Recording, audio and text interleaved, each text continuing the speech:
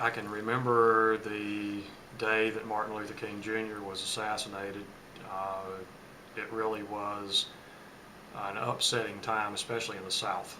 And there were already racial tensions there that had been a result from 1865 on, after the Civil War and Jim Crow legislation. Americans were considered a secondary group of people in most of the southern states, and they were treated that way.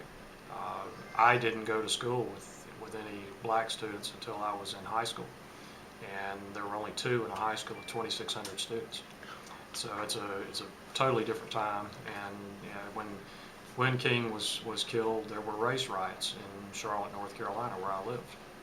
We were urged not to go anywhere near the neighborhoods where blacks lived, and there were people attacked and hurt and property destroyed, and it was just total chaos in some places for about a week after this happened. My name is Tommy Thompson. I was born in 1951 in a little town outside of Charlottesville, Virginia called Greenwood. During my first 7 years of school, we were segregated. And so when I went to high school in the 8th grade, and when I went to high school was 8 through 12, in my first year of high school, we had integration. So for the first time ever, we had blacks in our school. We had there were two high schools within 2 miles of each other. One high school was for all the city kids, and one high school was for all the county kids. So it was very interesting that our high school, which was the county or for the country people, had absolutely no problems during integration. It was very smooth and everyone got along, and it was just wonderful. But the city high school had nothing but issues, problems, bomb threats.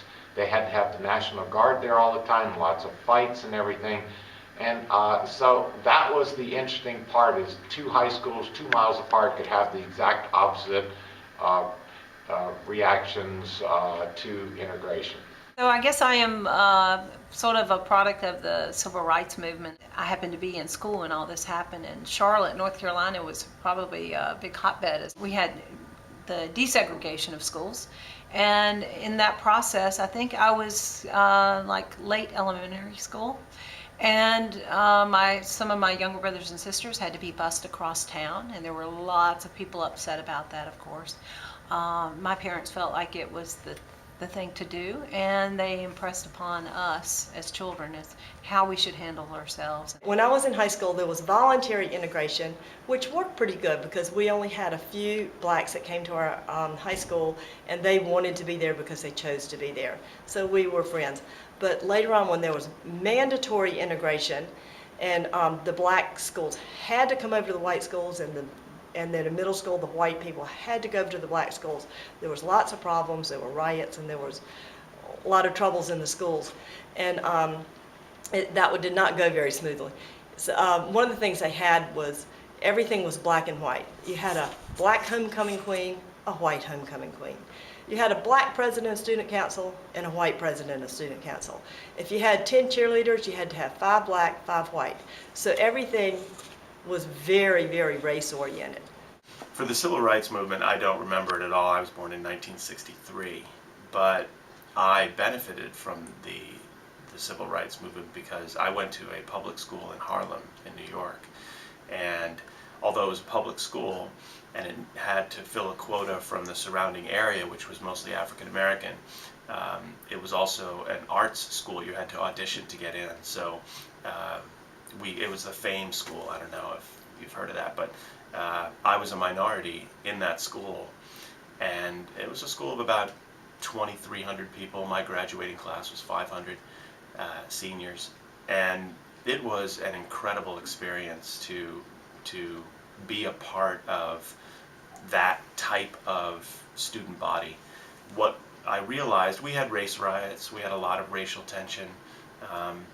You know, African Americans sitting over here, Asians sitting over here, white people sitting over here. We all had our turfs.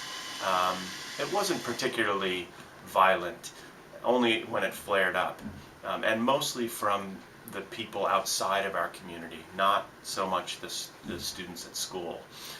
It was mostly people who didn't understand why white people were coming into their neighborhoods and attending schools where they should be going, so they felt.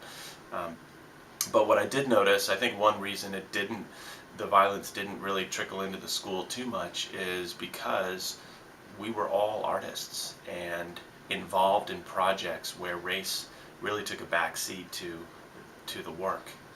So it was empowering for me to realize that arts, singing, performing arts, graphic arts, dance, they all can transcend the barriers of race in a way that makes you reflect on the fact that we're a lot more similar than we are different. And I'm so thankful that I had that experience.